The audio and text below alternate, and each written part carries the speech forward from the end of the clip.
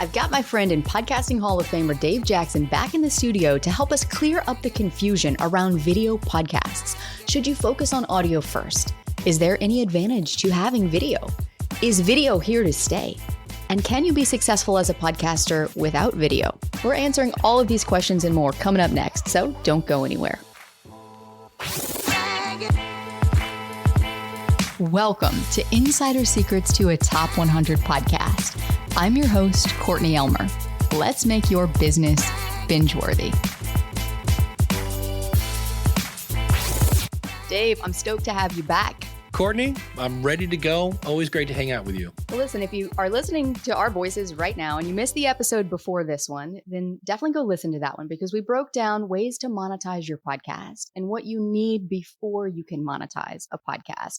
And Dave, you've been in the podcasting industry a long time, and I'm sure over the years you've seen the industry become increasingly complex.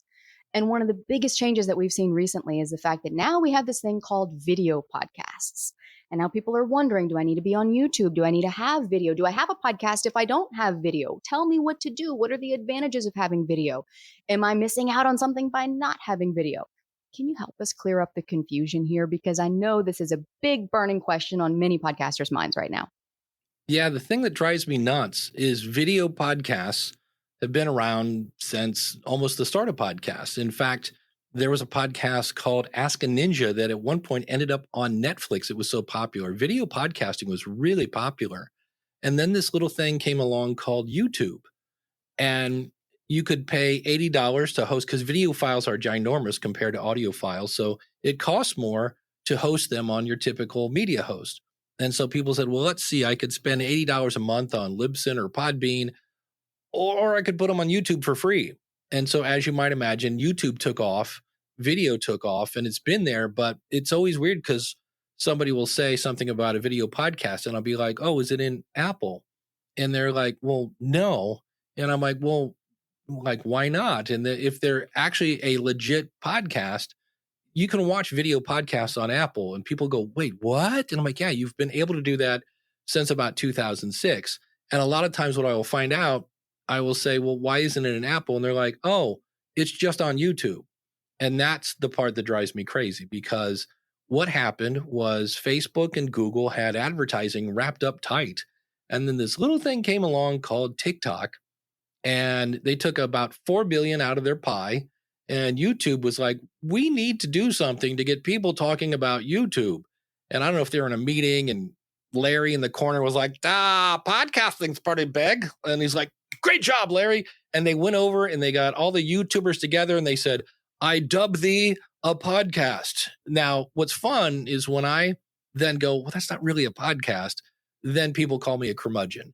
The thing that bugs me is when people hear reports that are fueled on stats from YouTube that you need to do a video podcast. Because again, when you hear the word video podcast, just think YouTuber.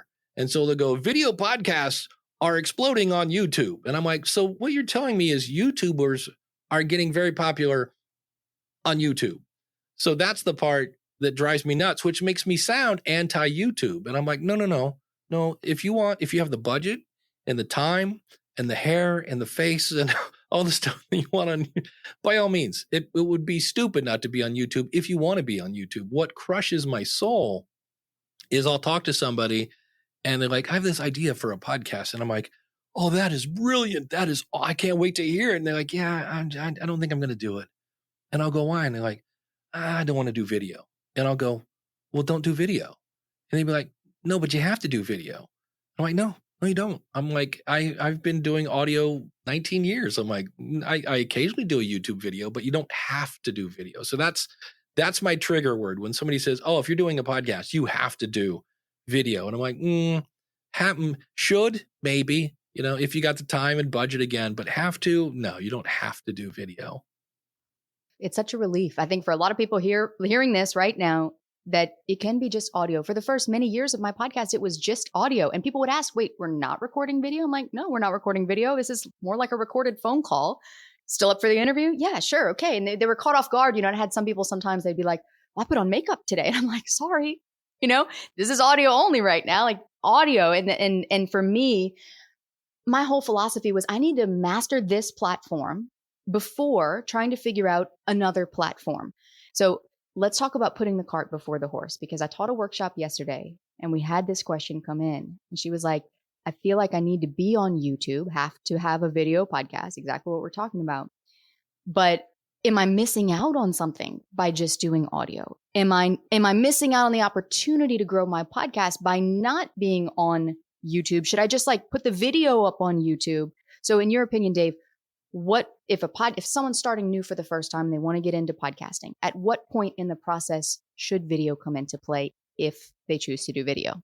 I recommend, like, when you start off and you've identified your who and your why and all that, and you've now kind of got the, like you said, the process down. Maybe you're doing a weekly show. Okay, good. You've got that. Good. Are your wife or your husband, are they getting ready to throw you out of the house because you're always in that room talking to them?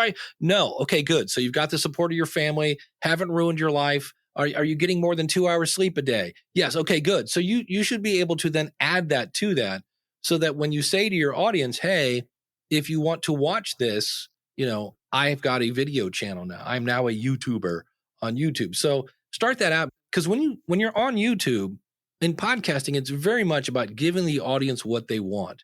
You're like, but Dave, isn't that what you do on YouTube? You do, but there's this other thing called the algorithm. And this last year, because they've been doing it for a while, in the same way that quarterbacks in sports retire, when you do something that's hard for a while, you retire. But there are a bunch of big YouTubers last year that just said, I can't feed the algorithm anymore, because instead of being so much about the content, it was all about the thumbnail and the title. There was a lot of it that really almost, I don't want to say doesn't have to do with the content, because once they click play, you have to hold their attention and you have to get to the topic quickly and that whole 9 yards. But there's a lot that's just titles and thumbnails. And to me, that's almost like a third podcast. I'm going to do an audio podcast, I'm going to do a video podcast, and I'm going to feed the algorithm. And that takes a lot of time just to keep up with what's working and what's not. And that's where it makes me nervous. And again, this makes me sound so anti-YouTube, but it is what it is. But I could build something brilliant over there and they'll change their algorithm, and now I'm not showing up anywhere. So I'm not anti-YouTube. I'm just like, just know what you're getting into. But what I see is when people try to feed the algorithm as they're trying to schedule their interview in the first place, it's just so much on their plate that they end up getting burned out. And I'm like, well, instead of stopping the show, go back to just doing audio, because that you could do. You try to do something and it took up too much time. You obsessed for days on what book should I have in my bookcase behind me, and lighting and, all that other stuff. It's just more things to worry about. And that's fine, because there are rewards over there, but it's not worth the reward if you're killing yourself to create a video podcast. It's too expensive at that point. Yeah. And this is the thing that I think people need to realize, is that there is a learning curve no matter what platform you're on. And I'm a big believer in mastering the platform you're on before adding any additional ones. If YouTube is something that feels like it's going to just burn you out and add a lot to your plate, well, maybe now is not the time. But Dave, on the flip side of that, there might be some people who are like, well, I've got the podcasting thing down. I've got a healthy audience. It's growing. I'm making some money from it. Starting to see some conversions happening. Good things are happening with the podcast. Is now the time to start adding video if maybe they hadn't been adding video before? What are some of the advantages that you see of having a video podcast as we move into the future of podcasting over the next few years? Yeah, the biggest advantage is, picture yourself at one of those stages, Coachella or something. They have the off stage and then they have the big stage. And so you have your little niche stage, and that's great. You got a full audience watching what you're doing. And they go, oh, by the way, when you're done, can you come over and do a concert over here on the big stage? And not that podcasting is smaller than YouTube, but just there are a bazillion, there's also more competition over there, but you are getting in front of your audience that likes your stuff. They're just in a different spot. And so to me, that's the biggest advantage. Is I've had people that, because I have a YouTube channel, and I've had people that will join my membership and then say, oh, you do audio stuff? And I'm thinking, really? Are you serious? So it is a different audience. And so you'll get your message in front of people that, again, maybe should be listening to your show, but they're not. And I also don't expect them to go listen to the show because those people like to watch stuff. And so I'll mention it, I'll put a link to it, but do I expect them to go, oh, I can't wait to listen to this on Apple? It's probably not going to happen. In the same way that there are people that really just love to read blogs. And I'm like, oh, you could hear me say this. Just click here. And so it is a different audience. And that's the bonus of it is these are people that should be consuming your content, but they're not because they didn't know you existed because you were audio only and they like to watch stuff. That piece right there, tempering your expectations about YouTube or any type of video platform growing your podcast and vice versa. A lot of people have the expectation that, well, I can put my podcast on YouTube. I can have a video version of the podcast, and that's going to grow my podcast as a growth strategy or a growth mechanism. And that isn't always the case because, to your point, it's different audiences. Yes, they might be different entry points into your funnel with wherever ultimately you're leading them, course, membership, program, coaching, affiliate, whatever.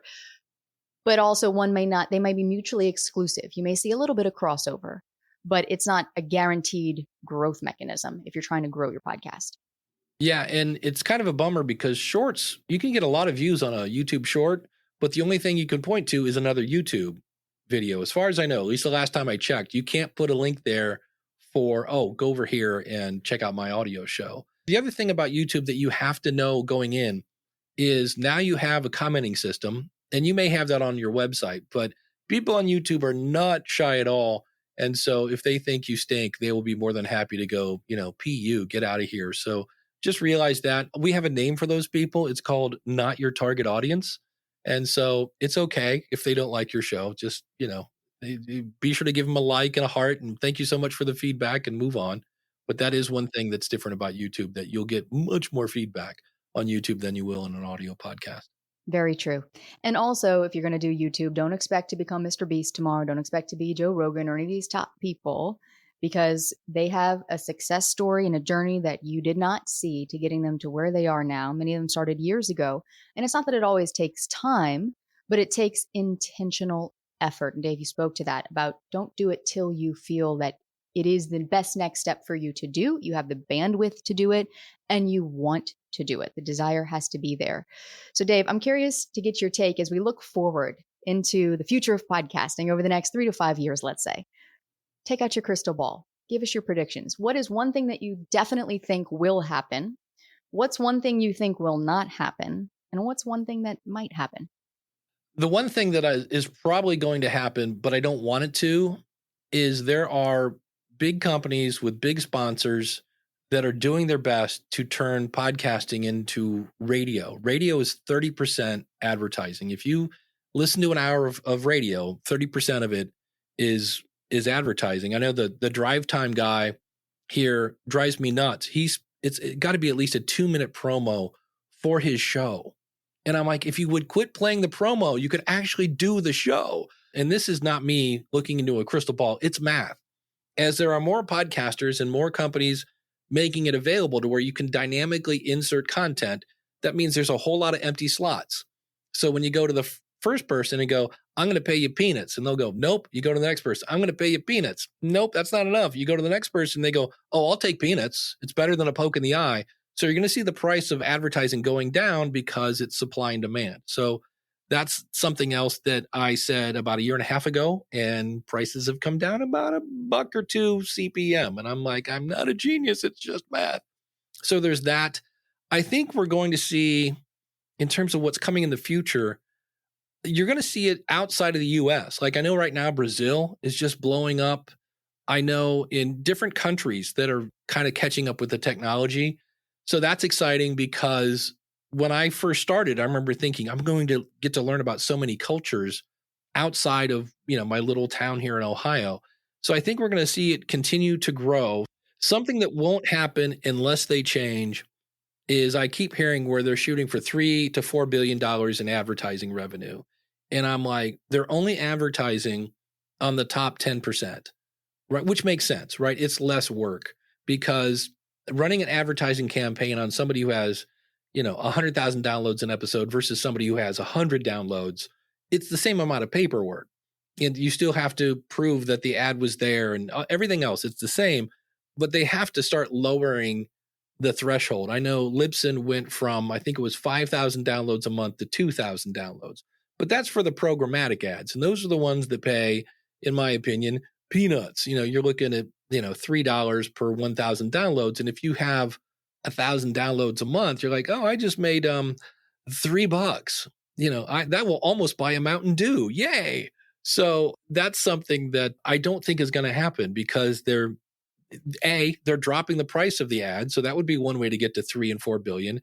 And so they're not raising the price, and they're not, sponsoring mid-sized shows that have a decent, really loyal audience. And somebody needs to come along and find a way to make that easy.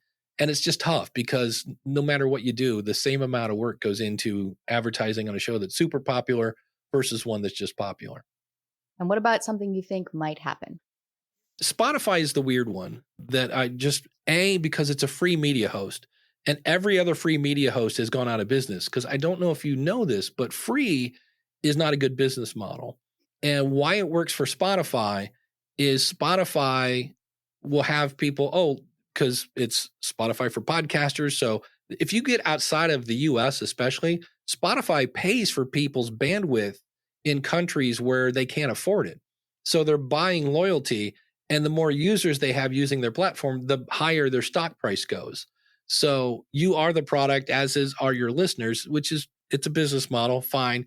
So that's going up. But the thing that drives me nuts about Spotify is they're another one that if you heard their last press release, it was like there were 250,000 videos on Spotify. And I'm like, wait, is that shows or actual episodes? Because there's a big difference between 250 shows and 250,000 episodes.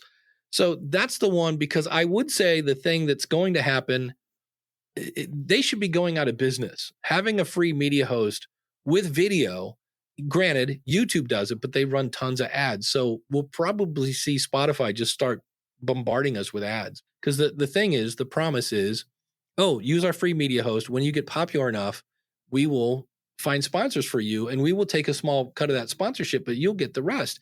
And what happens is the podcaster builds up their audience, and they go, hey, great, we can find advertisers for you. And the podcaster goes, yeah, I'm going to move over to Captivate or Buzzsprout or whoever, take my audience with them. And and that's why free media hosts typically go out of business. That model doesn't work. But Spotify is the weird one that so far they haven't said, yeah, we're not doing that anymore. Yeah, they're trying to make their name known in podcasting. It'll be interesting to see how it all unfolds, for sure. Dave, if you had one last golden nugget to share with our listeners today for standing out in an increasingly complex landscape, what would it be? See, this is such a generic answer. I was going to say be yourself, but I am going to say be yourself because I'm seeing so many people use AI to write your stuff. Like they will go, AI, write a podcast script about blah, and AI goes, blah, and you're like, oh, today we're going to talk about losing weight. And my first tip is eat less. And my second tip is exercise more. Thank you so much for the, I'm like, okay, it's so surface and no good. So be yourself and don't again, it makes me sound like I hate AI. I just see people I loved it. I wrote a script for an advertisement for me that I'm going to use on my show. And I was pretty happy with myself. And I'm like, oh, look at me. Look at my fun little, this is great copy. And then I threw it into ChatGPT and I said, refine this for such and such. And I was like, oh, that is better. So I love AI to boost yourself, but not so much be the source of your content. So if you want to stand out, because if you, it's funny, I'm using a thing called Poe. It's POE.com.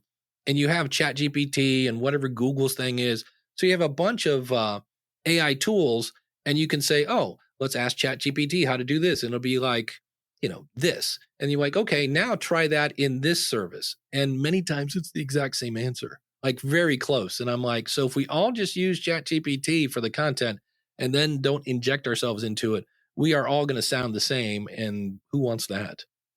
This is key, especially with the dawning of AI, with the way that AI is progressing. We had an AI tech founder on the show many episodes back, and he said, well, AI is the sum total of all human wisdom.